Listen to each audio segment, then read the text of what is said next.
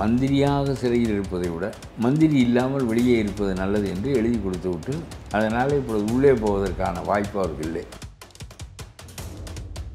ஸ்டாலின் வாதாடிய வக்கீல்களை எல்லாம் கூப்பிட்டு அவர்களுக்கு செங்கோல் அளித்திருக்கிறார். 1.5 ஆண்டுகள் எதற்காக செந்தில் பாலாஜியை உள்ளே வைத்தீர்கள்? உங்களுடைய சட்டத்தை யார் மதிக்கிறார்கள்? என்ன செய்து விடுவீர்கள்? தண்டிக்கப்பட்ட பிறகு பொன்முடி மாதிரி வெளியே வருவோம். முதலமைச்சர் நம்முடைய ஸ்டாலின் நம்முடைய அரசியல் சாசனத்திற்கு உட்படாத ஒரு செயலை செய்தார். குற்றவாளி மந்திரியாகவே சிறைக்குள் இருக்க முடியும், மந்திரியாக ஆக்கப்பட முடியும் என்பது அரசியல் சாசனத்துக்கு தெரிந்திருக்கவில்லை. அரசியல் சாசனம் முகர்ந்து பார்க்க முடியாத ஒரு மோசமான முதலமைச்சரை நாம் பெற்றிருக்கிறோம். ரொம்ப கேவலமாக இருக்கிறது. இந்த ஆதவ அர்ஜுன் பேசுகிறார் விஜய் கூட்டத்தில், இதோ வந்து விட்டார், லியோ வந்து விட்டார், கோயம்புத்தூர் குலுங்குகிறது என்கிறார். நான் சொல்கிறேன், நயன்தாராவை கொண்டு போய் ஒரு ஊர்வலம் விடு, இதை விட பெரிதாக குலுங்க. இவையெல்லாம் அவருக்கு கவலையாக இல்லை. நம்முடைய விஜய்க்கு, அம்மா நாங்கள் விஜய் கட்சியிலிருந்து வருகிறோம், நாட்டு அரசியலை பற்றி உங்களுக்கு சொல்வதற்காக வந்திருக்கிறோம் என்று சொன்னால் தெரியாமல் கதவு திறந்துட்டேன் போங்கடாம்பாங்க. இல்லையா, ஆதவ அர்ஜுனாவுக்கு ஏதோ ஒரு கணக்கு இருக்குது, அதனால் அவர் அரசியல் பண்ணிட்டு அலையாரு. விஜய்க்கு தெரிய வேண்டாமா? நம்ம அவருக்கு தெரியலையே, அவர் அரசியல் பழக்கப்பட்டவர் இல்லை. இந்த ஒரு ஆலோசனைக்கு ஒரு ஆள் இருக்கேன், அவன் வந்து பாமகவை கவுத்துட்டு இப்போ இவரிடம் வந்திருக்கேன், இவரை முதலமைச்சராக அன்புமணியை முதலமைச்சர் ஆக்கிட்டான். ஒரு தரம் உங்களை ஒரு 2.5 வருஷம், விஜய்க்கு ஒரு 2 வருஷம், முதல் 2 வருஷம் விஜய், நீங்கள் 2 பேரும் கூட்டு சேருங்க, நான் பவர் உங்களுக்கு தரேன், 2.5 வருஷம் இது பேசியிருக்காங்களா? ஆமாம், அது ஒரு பேச்சு போய் கொண்டிருக்கிறது. இப்போ ராம்தாஸ் இப்போ திமுகவோடு ஒரு பேச்சு நடக்கிறது என்று சொல்லுகிறார்கள். அதான் திரும்ப அவ்வப்போது அவர் வந்தால் நான் வரமாட்டேன் அப்படின்னு அசிங்கமாக இருக்குது இந்த கூட்டணி கட்சிகளுடைய நடவடிக்கைகள்.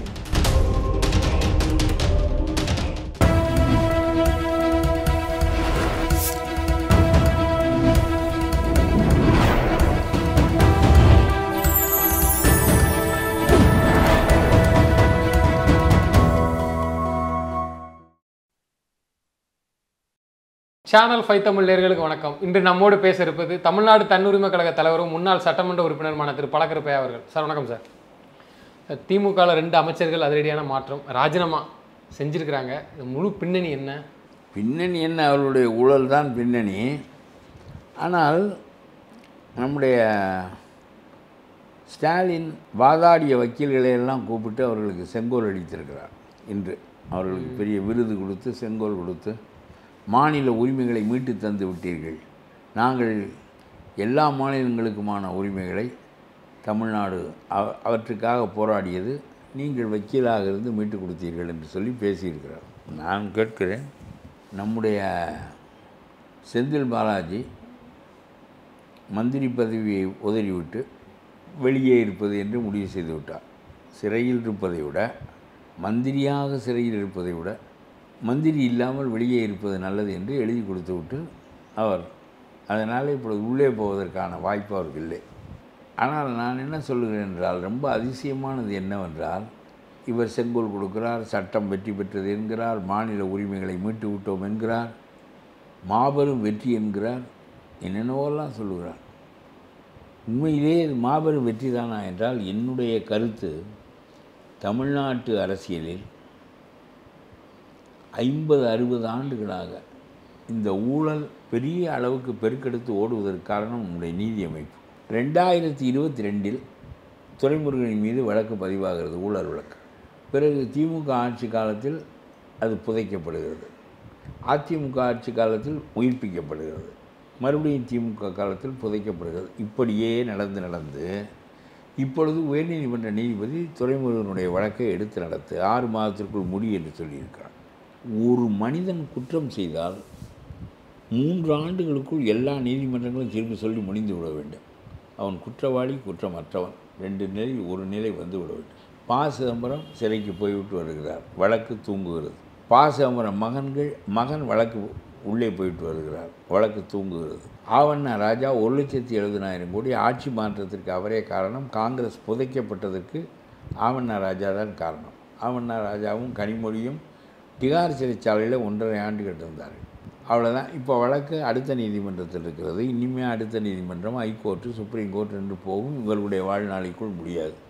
எல்லா மனிதர்களும் வழக்கு பதிவு செய்யப்படுவது 4 நாட்களுக்கு செய்திகளாவது, பிறகு அந்த வழக்குகள் ஆண்டாண்டு காலத்திற்கும் இழுத்து கொண்டே போவது, வாழ்நாள் முடிப்பதில் இப்போ நான் சொன்னேன். துரைமுருகனுடைய வழக்கு 2002 நடக்கிறது. ஒரு பொன்முடியினுடைய வழக்கு அது 20-25 ஆண்டுகளாக நடக்கிறது. இப்படியே ஒரு அரசியல்வாதியினுடைய வழக்குக்கு சிறப்பு நீதிமன்றம் வைத்தீர்களே, சிறப்பு நீதிமன்றம் சிறப்பு ஒதுக்கீடு உயர்நீதிமன்றத்தில், பிறகு சுப்ரீம் கோர்ட்டு. 2 ஆண்டுகளில் நீங்கள் ஒரு வழக்கை முடிக்க வேண்டும். 1.5 ஆண்டுகள் எதற்காக செந்தில் பாலாஜியை உள்ளே வைத்தீர்கள்? இதற்காக சிதம்பரத்தை 100 நாள் உள்ளே வைத்தீர்கள்? இதற்காக 1.5 ஆண்டுகள் ஆவண நாகராஜாவை உள்ளே வைத்தீர்கள்? பிறகு அந்த வழக்குகளை எல்லாம் ஊற போட்டு விடுவதன் மூலம் ஊழல் ஒழியாததற்கு காரணம் நம்முடைய நீதி அமைப்பு ரொம்ப சாவகாசமாக இருப்பதும், ஒரு மனிதனுடைய வாழ்நாளைக்குள் அவனை தண்டித்து விடுகின்ற போக்கு நம்முடைய நீதிமன்றங்களில் குறைந்து விட்டது தான் காரணம். ஒவ்வொரு மனிதனும் 25 ஆண்டுகள் 30 ஆண்டுகள் என்றால் அவன் பயப்படுவதே இல்லை. இதற்குள் 5 தடவை முதலமைச்சர் மந்திரி ஆகிவிட்டால் துரைமுருகன், பொன்முடி எல்லாருமே. உங்களுடைய சட்டத்தை யார் மதிக்கிறார்கள்? என்ன செய்து விடுவீர்கள்? நீதிமன்றம் போய்கொண்டே இருக்கட்டும். பிறகு நாம் மனு போட்டு பொன்முடி மாதிரி மறுபடியும் தண்டிக்கப்பட்ட பிறகு பொன்முடி மாதிரி வெளியே வருவோம், ஸ்டே வாங்குவோம். ஆகவே முதலமைச்சர் நம்முடைய ஸ்டாலின் நம்முடைய அரசியல் சாசனத்திற்கு உட்படாத ஒரு செயலை செய்தார். குற்றவாளி என்று சிறைக்கு போன செந்தில் பாலாஜியை சிறையிலே வைத்து மந்திரியாக்கினார். கவர்னர் சொன்னார், ஒரு குற்றவாளியை எப்படி நான் பதவி பிரமாணம் குற்றவாளிக்கு செய்து வைக்க முடியும் என்று கேட்டார். அது என்னுடைய முன்னுரிமை, நீங்கள் செய்யாவிட்டாலும் நான் அவரை மந்திரியாக ஆக்கியே தீர்வேன் என்று மந்திரியாக ஆக்கினார். சிறையிலே குற்றவாளிகள் இருக்கின்ற இடத்திலே ஜெயிலரை போன்ற சாதாரணமான அதிகாரி செந்தில் பாலாஜி மந்திரியாக இருந்தால் தன்னுடைய ஜெயிலர் அறையை, ஏசி பொருத்தப்பட்ட ஜெயிலர் அறையை செந்தில் பாலாஜி கொடுத்துட்டு அவன் போய் செல்லில் படுத்துக்கொள்வானா? நம்முடைய அரசியல் சட்டம் தோற்றுவிட்டது. இதை யாரும் எதிர்பார்க்கவில்லை. அதாவது ஒரு குற்றவாளி மந்திரியாக்கப்படுவான் என்பது நம்மளுடைய அரசியல் சாசனத்துக்கு தெரியாது, சட்டம் எழுதிய அம்பேத்கருக்கு தெரியாது. அந்த மாதிரி மனிதர்களெல்லாம் மக்கள் தோற்கடித்து அரசியலிலிருந்து நீக்கி விடுவார்கள். ஆகவே இந்த மாதிரி ஒரு நிலை வரும் என்பதை அவர் அறிந்திருக்கவில்லை. ஒரு குற்றவாளி மந்திரியாகவே சிறைக்குள் இருக்க முடியும், மந்திரியாக ஆக்கப்பட முடியும் என்பது அரசியல் சாசனத்துக்கு தெரிந்திருக்கவில்லை. ஆகவே தான் நம்முடைய நீதிபதிகள் பதவியை விடுகிறாயா உள்ளே போகிறாயா, பதவியை விடுகிறாயா உள்ளே போகிறாயா என்று சீசா ஆடியதற்கு என்ன காரணம் என்றால், அரசியல் சாசனம் அதை பற்றி தெளிவுபடுத்தவில்லை. ஏன் தெளிவுபடுத்தவில்லை என்றால், பன்றிகளெல்லாம் நாடாளுகின்ற காலம் வரும், பன்றிகள் வைத்ததே நீதியாகும் என்கின்ற நிலையை அரசியல் சாசனம் எழுதியவன் அறிந்திருக்க மாட்டான். பசுக்கள் புழங்குகின்ற நாடு என்று தான் நினைத்திருப்பானே தவிர பன்றிகள் புழங்குகின்ற நாடு என்று நினைத்திருக்க மாட்டான். ஆகவே அதற்கான சட்டத்தை எழுதவில்லை. ஆகவே நம்முடைய அரசியல் சாசனம் காலத்துக்கு ஏற்றவாறு போதாமையுடையதாக இருக்கிறது. அதை விட எப்படி சொல்வேன் என்றால், நேர்மையானவர்கள், நல்லவர்கள் காலங்காலத்திற்கும் அரசியல் சாசனம் எழுதப்பட்ட காலத்தில் எப்படி தூய்மையானவர்கள் நாடாண்டார்களோ அவர்களை போன்றவர்களே ஆளுவார்கள், தப்பானவர்கள் தண்டிக்கப்பட்டு உள்ளே போவார்கள் என்று எதிர்பார்த்து அரசியல் சாசனம் எதை பற்றி சொல்ல தவறிவிட்டதோ அது மாதிரி மனிதர்களின் கைக்கே அதிகாரம் வரும் என்பதை அரசியல் சாசனம் அறிந்திருக்கவில்லை. அதே மாதிரி ஒரு முதலமைச்சர் ஒரு கிரிமினலை மந்திரியாக்குவார், இதெல்லாம் அரசியல் சாசனத்தில் இல்லை. ஆகவே தீர்ப்பு சொல்வதற்கு கோர்ட்டால் முடியவில்லை. இப்பொழுது அவசரமாக கோர்ட் உள்ளே நுழைந்து ஒரு தீர்ப்பு சொன்னது, இவையெல்லாம் நாங்களே சட்டமாக்கி விடுகிறோம் இந்த கவர்னர் கையெழுத்து இல்லாமல் என்று. ஆர்.என். ரவி எதுவும் செய்து கொண்டு விடுவாரோ என்று பயந்தேன். அவர் ஒன்றுமே செய்யவில்லை. உதகமண்டலத்தில் மறுமான நிலத்து போய்விட்டார். அங்கே ஒரு துணைவேந்தரும் வரவில்லை. எப்படி வருவான்? இதுக்கு துணை சபாநாயகர் தங்கர் அங்கிருந்து வருகிறார். நம்முடைய ஸ்டாலினுக்கும் வராது. இவர்களெல்லாம் அரசியல் சாசனத்திற்கு மேலானவர்கள், அரசியல் சாசனத்தால் அறியப்படாதவர்கள். ஆகவே நம்முடைய சட்டம் குலைந்து கிடக்கிறது. இதை பற்றியெல்லாம் நம்முடைய விஜய்க்கு கவலை இல்லை. விஜய்ன்னு சொன்னதான் நான் கேட்க நினச்சேன். நேற்று அவருடைய பூத் கமிட்டி மாநாடு பல்வேறு விமர்சனத்துக்கு உள்ளாச்சு. அதை எப்படி பார்க்குறீங்க? இல்லை, நான் சொல்கிறேன், இந்த நாட்டில் நடக்கக்கூடாதெல்லாம் நடந்து கொண்டிருக்கிறது. அதில் அதுவும் ஒன்றுங்கிறீங்க? இல்லை, நடக்கக்கூடாதெல்லாம் நடக்கிறது. இதை பற்றியெல்லாம் அவர் பேச மாட்டார். அதான் கேட்கணும்னு நினச்சேன் மாட்டேன். அவர் எப்பவும் உள்ளது தான் பேசுகிறார். நீட்டாக அவர் எதிர்ப்பார். அவர் பேசுகிறாரா, எழுதி கொடுத்து பேசுகிறாங்களா? எழுதித்தானே கொடுக்குறாங்க. வசனகர்த்தா தானே அங்கே அந்த கட்சியை நடத்துறதுக்கு வசனகர்த்தா அந்த அவன் ஒருத்தன் யோசனை செய்கிறவன் சொல்கிறான். ரொம்ப கேவலமாக இருக்கிறது. இந்த ஆதவ அர்ஜுன் பேசுகிறார் விஜய் கூட்டத்தில், லியோ எங்கே, லியோ எங்கே என்று கேட்டார்கள், லியோ இங்கே, கோயம்புத்தூர் குலுங்குகிறது என்கிறார். நான் போன பேட்டியில் இன்னொருவருக்கு சொன்னேன், நயன்தாராவை கொண்டு போய் விடு, இதை விட 2 மடங்கு கோயம்புத்தூர் குலுங்கும். கோயம்புத்தூரில் இருக்கிற எல்லா ஆண்களும் வந்து விடுவார்கள் கூட்டத்திற்கு. இதெல்லாம் என்ன பேச்சு? கூட்டம் கூடுகிறது என்பது வேறு. நாடு இதுவரையிலும் சந்தித்திராத ஒரு கேவலமான நிலைமையை இந்திய அளவிலும் சரி தமிழ்நாட்டு அளவில் ரொம்ப மோசமாக சந்தித்து கொண்டிருக்கிறது. இவையெல்லாம் அவருக்கு கவலையாக இல்லை. நம்முடைய விஜய்க்கு பூத் கமிட்டி அமைக்கிறேன், 500 பேர் ஊழியர் இருப்பான், 5 பேர் பூத் கமிட்டியில் தேர்தல் அன்றைக்கு மட்டும் வேலை இது. அந்த வாக்காளர்களை தெரிஞ்சவனே இங்கே கொண்டு போய் உட்கார வைப்பார்கள். அது ஒரு சாதாரண வேலை. அவனே கட்சி நடத்துகின்றவன் இல்லை. ஊழியர்கள் தான் வீடு வீடாக போவார்கள் தேர்தலின் போது. இப்பொழுது பூத் கமிட்டியில் இருக்கிறவனால நான் ஒவ்வொரு நாளும் வீட்டு கதவை தட்டி, அம்மா நாங்கள் விஜய் கட்சியிலேருந்து வருகிறோம், நாட்டு அரசியலை பற்றி உங்களுக்கு சொல்வதற்காக வந்திருக்கிறோம் என்று சொன்னால் தெரியாமல் கதவை திறந்துட்டேன், போங்கடாம்பாங்க. இது மண்டை உடைங்க. அவன் காலையில் எழுந்திரிச்சு வேலைக்கு போய் கொண்டிருப்பான். அவனிடம் போய் இந்த இதை செய்தித்தாள்கள் என்ன செய்கின்றன, ஊடகங்கள் என்ன செய்கின்றன, இவற்றையெல்லாம் குடிமக்கள் அறிய மாட்டார்களா? வீடு வீடாக போய் பேச சொல்லுகிறாரு. அவராது அதை பார்ப்பாரா? விஜய்க்காவது அரசியல் பார்ப்பாரா? அப்படின்னு அது தெரியல. வீடு வீடாக போய் சொல்லுகிறாரு.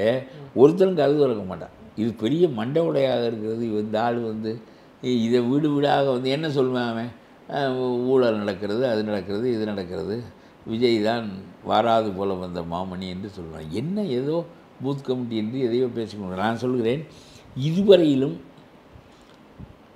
இந்த நாடு சந்தித்திராத வீழ்ச்சியை, சரிவை சந்தித்திருக்கிறது. அரசியல் சாசனம் முகர்ந்து பார்க்க முடியாத ஒரு மோசமான முதலமைச்சரை நாம் பெற்றிருக்கிறோம். அதாவது ஒரு கிரிமினல் குற்றவாளியை மந்திரியாக்குகிற முதலமைச்சர். இதை நம்முடைய அரசியல் சாசனம் அறியவில்லை. இப்படி கேவலமான அரசியல் சாசனத்திற்கு அப்பாற்பட்ட மனிதர்கள் கோலோச்சுகின்ற காலகட்டத்தில் நாட்டை மாற்றி அமைப்பதற்கு எவ்வளவு அறிவு வேண்டும், எவ்வளவு ஒரு முனைப்பு வேண்டும். இதையெல்லாம் பேசுகிறாரா நம்முடைய விஜய்? அது எழுதி கொடுக்க வேண்டியதுன்னா அப்படியே பேசட்டுன்ட்டு அதுவும் செய்ய மாட்டேங்கிறாங்க. இதே சும்மா திரும்ப மைக்கில் மேடையில் பேசுகிற அம்மாளுக்கு பூ சாத்தி கும்பிட்டுட்டு அம்பேத்கருக்கு மாலை போட்டுட்டு அவ்வளோதான். இது என்னமோ இந்த நம்ம ஒவ்வொரு தடவும் தொழில் பண்ண போகிறது வீட்டில் இருக்க பெரியவங்களுக்கு படம் ஏதோ கடைசி படங்கிறாங்க, முடிச்சதுக்கப்புறம் களத்தில் இறங்க வரும். இப்போ இறங்கி என்ன பேசிட்டாரு, இனிமேல் படம் முடிஞ்ச பிறகு என்ன பேச போகிறாரு? நாடு வந்து சும்மா வெறும் ஆட்சி மாற்றம் மட்டும் இல்லை, அரசியல் சாசனம் கண்டுபிடித்தடைய முடியாத மோசமான முதலமைச்சரும் மோசமான கவர்னரும் தமிழ்நாட்டில் இருக்கிறார்கள். இந்த அரசியலை நாம் எவ்வளவு கருதி பார்த்து பேச வேண்டிய கட்டத்தில் இருக்கிறோம். நான் சொல்லுகிறேன், ஒரு டாஸ்மார்க் அரசாங்கத்தினுடைய செயலகம், அந்த டாஸ்மார்க் செயலகம் செந்தில் பாலாஜி தலைமையில் இயங்குகிறது. ஜெயிலிலேருந்து வந்த பிறகு அங்கிருந்து சரக்கு டாஸ்மார்க்குக்கு போகும், அதுக்கு வரி உண்டு. அந்த வரி அரசாங்கத்துக்கு வரும், டாஸ்மார்க்குடைய லாபமும் அரசாங்கத்துக்கு வரும். இதுதான் சட்டம். ஏற்கனவே சாராய உற்பத்தி செய்கிற முதலாளிகளிடம் அவர்களுக்கு பணம் வரும், அது தனி. ஆனால் சரக்கு விற்று சரக்குக்கு ஆயத்த வரியை கட்டுவார்கள், லாபம் அரசாங்கத்துக்கு வரும். 48,000 கோடி லாபம் வருகிறது ஆயத்த வரி கட்டியது போக. அரசாங்கத்திற்கு ஆயத்த வரி அது தனியாக வருகிறது. இப்பொழுது அந்த ஆயத்த வரியையே கட்டாமல், எக்ஸைஸ் டியூட்டியை கட்டாமல் பாதி சரக்கு வெளியே விடுகிறது, கடைகளில் விற்கப்படுகிறது. பாட்டிலுக்கு 10 ரூபாய் வேறு கூடுதல், வரி ஏய்ப்பு ஒன்று, பாட்டிலுக்கு 10 ரூபாய் கூடுதல் உண்டு. இவ்வளவும் முதலமைச்சர் வீட்டுக்கு போகிறது. இதையெல்லாம் செய்வதற்காகத்தான் செந்தில் பாலாஜி மறுபடியும் மந்திரியாக்கப்பட்டார். இதுவரையிலும் அரசாங்கம் வரி ஏய்ப்பு செய்ததை பற்றி நாம் கேள்விப்பட்டிருக்கிறோமா? தனி மனிதன், நீங்கள் ஒரு மருந்து வாங்க போவீர்கள், மருந்து கடைக்காரனிடம் ஒரு 10 ரூபாய் வரி என்று சொன்னால் சீட்டு போட வேண்டாம், நீ எனக்கு மருந்தை மட்டும் தா என்று சொல்லி இந்த 10 ரூபாய் மிச்சம் பிடிப்பீர்கள். நான் அறிந்திருக்கிறேன். பெரிய கொலை குற்றம் ஒன்றும் இல்லை இது. உயிர் காக்கும் மருந்துக்கெல்லாம் வரி போட்டால் அப்புறம் வரியை ஏய்ப்பதற்கு பணம் பத்தாதவன் அம்பானி வரி போடாதே என்று சொல்ல மாட்டார், சாதாரண மனிதன். இது ஒரு அரசாங்கம் வரியை ஏய்க்கிறது. இதுவரையில் நாம் கேள்விப்பட்டிருக்கிறோமா? ஆகவே சரித்திரம் அறியாத, மனித குலம் அறியாத, எந்த ஜனநாயக நாடும் அறியாத அரசாங்கத்தையே வரி ஏய்ப்பு செய்கிற முதலமைச்சர் இந்த மாதிரி மனிதர் ஆளுகின்ற போது ஒரு கிரிமினலை மந்திரியாக்குகிற முதலமைச்சர் இவ்வளவு மோசமாக இருக்கின்ற காலத்தில் ஒரு சாதாரணமான ஏதோ நடிகர்கள் படம் நடித்தது போக மீதி காலத்தில் நான் அவர் வருவதை வரவேற்றவன். ஒரு புதிய சக்திகளெல்லாம் வரட்டும் எல்லாரும் எதிர்பார்த்தாங்க என்று நினைக்கின்றான். சும்மா விளையாட்டாக பேசிக்கொண்டு ஊயா என்று பேசிக்கொண்டு லியோ லியோ என்று சொன்னீர்களே, வந்தாரா இல்லையா? லியோ கேட்கிறார், அர்ஜுன் ஆதவன் கேட்கிறார், இதோ வந்து விட்டார், லியோ வந்து விட்டார், கோயம்புத்தூர் குலுங்குகிறது என்கிறார். நான் சொல்கிறேன், நயன்தாராவை கொண்டு போய் ஒரு ஊர்வலம் விடு, இதை விட பெரிதாக குலுங்கும். இல்லையா? ஆதவ அர்ஜுனாக்கு ஏதோ ஒரு கணக்கு இருக்குது, அதனால் அவர் அரசியல் பண்ணிட்டு அலையாரு. விஜய்க்கு தெரிய வேண்டாமா? நம்ம அவருக்கு தெரியலையே, அவர் அரசியல் பழக்கப்பட்டவர் இல்லை. இப்பொழுதாவது செய்தித்தாள் படிக்கிறாரா என்று எனக்கு தெரியவில்லை. செய்தித்தாள் படிக்கிற பழக்கமே அவருக்கு உண்டா என்று தெரியவில்லை. ஆகவே வசனகர்த்தாக்கள் எழுதி கொடுக்குறார்கள். அந்த ஆள் பாருங்கள், இந்த ஒரு ஆலோசனைக்கு ஒரு ஆள் இருக்கேன், அவன் வந்து பாமகவை கவுத்துட்டு இப்போ இவரிடம் வந்திருக்கேன், இவரை முதலமைச்சராக்க. அன்புமணியை முதலமைச்சராக்கிட்டான் ஒரு தரம், இப்போ 2ஆம் தரம் விஜயை முதலமைச்சராக்க வந்திருக்கேன். அந்த அன்புமணிக்கு ரொம்ப வருத்தம், நம்மளை முதலமைச்சர் ஆக்குறேன்னு ரொம்ப பெருவாரி கோடி பணத்தை சாப்பிட்டுட்டு போயிட்டானேன்னு. அதுக்காக அந்த ஆள் என்ன செஞ்சுருக்காரு, நம்ம உங்களை நான் ஆக்கிடுறேன், வாங்கி தின்ன பணத்துக்கு விசுவாசமாக இருக்கணுமா இல்லையா, உங்களை ஒரு 2.5 வருஷம், விஜய்கிட்ட ஒரு 2 வருஷம், முதல் 2 வருஷம் விஜய், 2வது 2 வருஷம் அன்புமணி. பள்ளியை சத்தம் போடுது. 2வது 2 வருஷம் அன்புமணி. நீங்கள் 2 பேரும் கூட்டு சேருங்க, நான் பவர் உங்களுக்கு தரேன். 2 வருஷம் இது பேசியிருக்காங்களா? ஆமாம், அது ஒரு பேச்சு போய் கொண்டிருக்கிறது. ஓ, அதான் அன்புமணி இப்போ வரைக்கும் நான் பாஜகவா இல்லை அதிமுகன்னு சொல்லாமல் இருக்கிறாரா? ஆமாம் ஆமாம். இப்போ ராம்தாஸ் இப்போ திமுகவோடு ஒரு பேச்சு நடக்கிறது என்று சொல்லுகிறார்கள். அதான் திரும்ப அவ்வப்போது அவர் வந்தால் நான் வரமாட்டேன் அப்படின்னு அசிங்கமாக இருக்குது இந்த கூட்டணி கட்சிகளுடைய நடவடிக்கைகள். அதிகாரத்தில் பங்கு தருகிறேன் என்று விஜய் சொன்னாரே, இன்றைக்கு வரையிலும் ஒரு கட்சியாவது உள்ளே வந்திருக்கிறதா? வர வேண்டாமா? யோசிக்கிறாங்களோ தன் பலத்தை நிறுத்திட்டு வரட்டா? இல்லை, நீ வந்தல்லவா நாங்கள் வர வேண்டும், என்னோடு சேர்ந்தால் நீங்கள் ஆணை மேல் உட்கார்ந்து கொள்ளலாம், என்னோடு பங்கிட்டு கொண்டு என்று சொன்னார். முதல்ல நீ ஆணை மேலே ஏறி அல்லவா நாங்களும் ஏற வேண்டும், அப்படி அவங்க நினைக்கிறாங்க. அதனால தான் ஒருவனும் வரவில்லை. எடப்பாடியோடு அவர் சேர்ந்திருந்தால் அவருடைய அரசியல் சிறப்பாக இருந்திருக்கும். ஏனென்றால் இவருடைய கூட்டம், இளைஞர்கள் கூட்டம், வலிமை அவருக்கு பயன். தனியாக 10% வாக்குகள் பெறுவார் என்பதற்கு மேலான சிந்தனை யாரிடமும் இல்லை. சும்மா இந்த ஆதவ அர்ஜுனை தூக்கி விட்டு பார்த்தீர்களா, கோயம்புத்தூர் குலுங்கியது, எல்லா ஊரும் நீ போனால் குலுங்கும். நீ போனால் மட்டும் குலுங்காது, நயன்தாரா போனாலும் குலுங்கும். நான் சொல்கிறேன், குலுங்கினால் போதாது, என்ன மாற்றத்தை நீங்கள் ஏற்படுத்துகிறீர்கள், என்ன கருத்தை நீங்கள் முன்வைக்கிறீர்கள். நான் ஒரு தனி மனிதன், அரசியல் சாசனம் அறியாத மோசமான மனிதர்களை தமிழ்நாடு சந்தித்து கொண்டிருக்கிறது. அரசியல் சாசனம் இவர்கள் எதிர்பார்க்கவில்லை, தோற்றுவிட்டது என்று சொல்கிறேன். இப்படியெல்லாம் ஒரு கவர்னர் இருப்பார் என்று தெரியாத காரணத்தினால் இப்பொழுது ஜனாதிபதியே 3 மாதத்தில் கையெழுத்திட்டு ஆக வேண்டும் என்று நீதிமன்றம் சொல்ல, நீதிமன்றம் பெரிதா பாராளுமன்றம் பெரிதா என்று ஒரு பெரிய விவாதம் நடக்க இருக்கிறது, சண்டை நடக்க இருக்கு. ஒரு காலத்தில் நீதிமன்றம் பாராளுமன்றத்தை விட பெரியதில்லை. பாராளுமன்றம் இயக்குகின்ற சட்டங்களை இன்டர்பிரட் செய்வது தான் நீதிமன்றத்தின் வேலையை தவிர, நீதிமன்றம் தன்போக்கில் கவர்னர் இத்தனை நாளில் தீர்ப்பு சொல்ல வேண்டும், அவர் இந்த இடத்தில் இருக்க வேண்டும், ஜனாதிபதி இப்படி நடந்து கொள்ள வேண்டும் என்றெல்லாம் நீதிமன்றத்தால் சொல்ல முடியாது. அதனாலே பாராளுமன்றம் இப்பொழுது அவசர சட்டம் போட்டால் நீதிமன்றம் எங்கே போய் முகத்தை வைத்துக் கொள்ளும்? Parliament is supreme. காலம் பெரிய குழப்பத்தில் இருக்கிறது. இந்த ஆதவ அர்ஜுனாவும் இந்த விஜயும் இதை எதிர்கொண்டு விடுவார்களா என்று கேட்கிறேன். நான் எதிர்கொள்ள வேண்டும் என்று உங்களை விரும்பினேன், வரவேற்கிறேன், அது வேறு. இப்பொழுதும் நீங்கள் சேர்ந்தால் ஏதோ கூட்டத்தோடு போனால் அதற்கு வேறு தன்மை தனி. என்னுடைய கவலை எங்கே இருக்கிறது, உங்களுடைய கவலை எங்கே இருக்கிறது? ஒரு அரசாங்க அலுவலகத்திற்குள் ஆயத்தத்துறை போய் டாஸ்மார்க் அலுவலகத்துக்குள் சோதனை போட்டது. நம்முடைய ஸ்டாலின் ஒரு வக்கீலை வைத்து பேசுகிறார் கோர்ட்டில். அரசாங்கம் தம் மாநில உரிமை பறிபோய்விட்டது, அத்துமீறல். ஒரு அரசாங்க அலுவலகத்திற்குள் எப்படி? அரசாங்க அலுவலகத்துக்குலாம் திருட்டு கணக்கு வைத்திருக்கிறாய், அப்புறம் அரசாங்க அலுவலகத்துக்குள் வராமல் எதற்குள் போகுது? நீ பத்திரமாக இருக்கும் என்று அங்கே தானே வைத்திருக்காய் திருட்டு கணக்கை. பிறகு அவன் சோதனை போடுகிறான். இந்த சோதனையை எதிர்த்து PS ராமன் என்கின்ற வக்கீல் நீதிமன்றத்தில் பேசுகிறார். மாநில உரிமை பறிக்கப்பட்டு விட்டது. ஒரு அரசாங்க அலுவலகத்திற்குள், மாநில அரசாங்கத்தின் அலுவலகத்திற்குள் மத்திய அரசாங்கத்தினுடைய அதிகாரி யாரையும் கேட்காமல் உள்ளே நுழைவார் என்று சொன்னால் it is a thread to state power. நீ திருட்டு பொருளை எங்கே தானே வைத்திருக்கிறாய்? ஆகவே நாடறியாத கேவலமான நிலை இருக்கிறது. வெறும் ஊழல்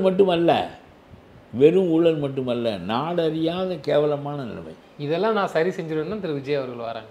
இதெல்லாம் அறிந்திருக்கவே இல்லையே அவர் இன்னமும் வந்து காலு கூட கீழே படலாங்கிறீங்க. இப்போ இல்லை அதெல்லாம் படட்டும். எல்லாம் நாட்டினுடைய பிரச்சனை என்ன, இவருக்கு எழுதி கொடுக்குறது என்ன? நாட்டினுடைய பிரச்சனை அரசியல் சாசனமே சிதைக்கப்பட்டு விட்டது. ஒரு அரசாங்க அலுவலகத்துக்குள் திருடி நான் எல்லா ஆவணங்களையும் வைத்திருப்பேன், மத்திய அரசாங்கத்தினுடைய அதிகாரி உள்ளே நுழையக்கூடாது என்று சொல்லுகிறார் ஸ்டாலின். அப்படி சொன்னால் மாநில உரிமை பறிபோகிறது என்று சொல்லுகிறார். இல்லை, முதல்லையாவது ஸ்டார்டிங்கில் சரி வராருன்னு நம்ம பார்த்துக்கலாம், எழுதி கொடுத்து பேசுகிறாங்கன்னு சொல்லிட்டு ஏற்கனவே ஸ்டாலின் அவர்களை பல்வேறு பேர் விமர்சனம் துண்டு சீட்டுன்ட்டு இப்போ திரும்ப இவர் வந்து இல்லை இவரும் தெரியாதுங்கிறத விடுங்க. ஆனால் நாட்டினுடைய பிரச்சனை அவனுக்கு எழுதி கொடுக்குறவங்களுக்கும் தெரியாது. சினிமாவில் எழுதி கொடுக்குறவங்க மாதிரி எழுதி கொடுத்துக்கிறது தான் நாட்டினுடைய சிக்கல்கள். என்ன அரசியல் சாசனம் கிழிவட்டு கிடக்கின்ற ஒரு காலகட்டத்திற்கு இந்த நாட்டினுடைய முகத்தை மாற்றி அமைப்பதற்காக நான் வந்திருக்கிறேன் என்று விஜய் சொன்னால் அது வந்து சிரிப்புக்கு இடமாகும். ஆனால் அவர் வருவதை நான் வரவேற்கிறேன். புதிய சக்திகள் வரட்டும். இந்த பழைய சக்திகளை அகற்ற முடியுமானால் நல்லது. நீ ஒழுங்காக அதிமுகவோடு கூட்டி சேர்ந்திருந்தால் அந்த ஆளுக்கும் வசதியாக இருந்திருக்கும், உனக்கும் வசதியாக இருந்திருக்கும்.